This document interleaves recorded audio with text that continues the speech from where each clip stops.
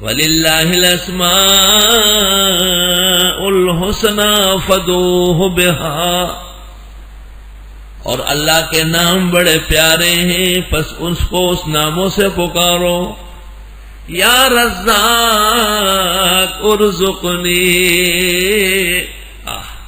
اے رزاق مجھے حلال رزق عطا فرما۔ جس قسم کی دعا ہو اللہ کی اس طرح صفات اور اسماء تلاش کر لے، یہ سنت طریقہ ہے دعا کا۔ ابن کثیر نے امام احمد سے نقل کیا ہے کہ امام احمد ابن حنبل فرماتے تھے ہم نے مشائخ اور بزرگوں سے سنا ہے کہ دنیا کی کوئی بھی مشکل ہو اس کو حل کرنے کے لیے سورۃ یاسین اکسیر ہے۔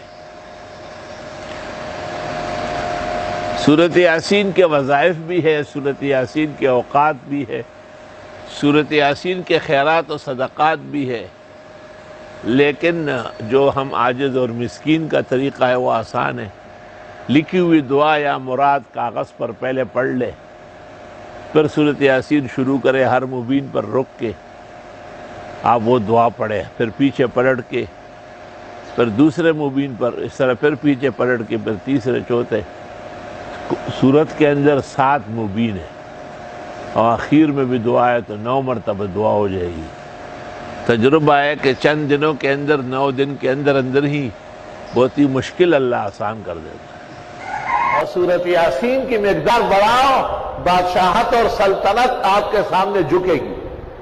ہر حاجت اور ضرورت جیسے آپ چاہیں گے اللہ پوری کرے۔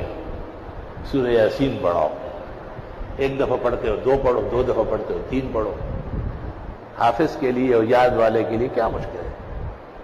تو مجھے بھی سورۃ یاسین کے بڑے خزائن فرش پر بیٹھ کر عرش کے کرامات نظر آئے، تو میں اپنے مستفیدین اور دوستوں کو جو دینی رشتے سے مجھے استاذ مان رہا ہے کہ آپ ہر حاجت دین و دنیا کے لیے، ہر ضرورت اور فوائد کے لیے یاسین کو اپنا تاج بنائے سر، اور ایمان کا دل افروز رنگ دے دے اس کو۔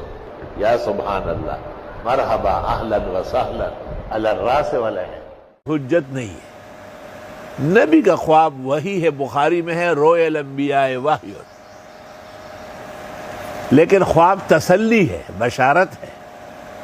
لم یبق من النبوہ الا المبشرات، رواہ الشیخان۔ جس وقت سورۃ احزاب کی ہم نے دعا کی اور 27 رمضان المبارک تھا اور ہم بظاہر جتنا پڑھانا تھا اس سے فارغ ہو گئے، تو میں جب اندر گیا آرام کرنے کے لیے تو مجھے کوئی کہتا ہے کہ امام راضی اور علامہ آلوسی تو وہیں بیٹھے ہوئے ہیں،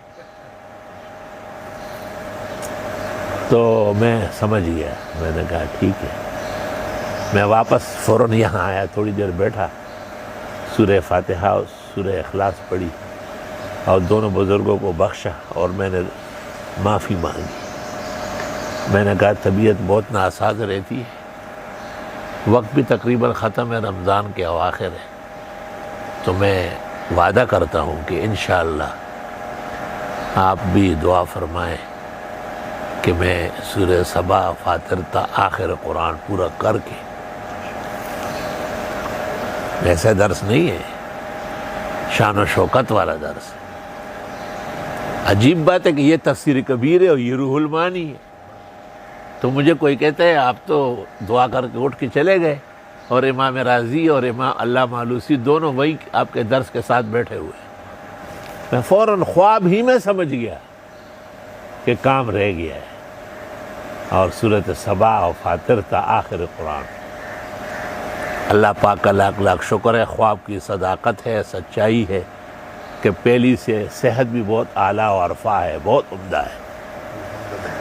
مجھ سے کوئی پوچھتا ہے کہ آپ کی طبیعت کیسی ہے، میں کہتا ہوں فجر میں نے خود پڑھائی، صحت مند ہوں۔ اور جب مجھے کوئی کہے تو میں کہوں کہ آج میں نے فجر نہیں پڑھائی، مجھے بہت دکھ اور درد ہے۔ کل فجر پڑھانے سارا دن نمازیں پھر پڑھاتا ہوں، ظہر، عصر، مغرب، عشاء، لیکن خدا کی قسم جو نقصان فجر میں ہوا ہے اس کا تدارک ممکن نہیں ہے۔ افسوس، صد افسوس ان مسلمانوں پر جو نماز فجر میں کوتاہی کرتے ہیں۔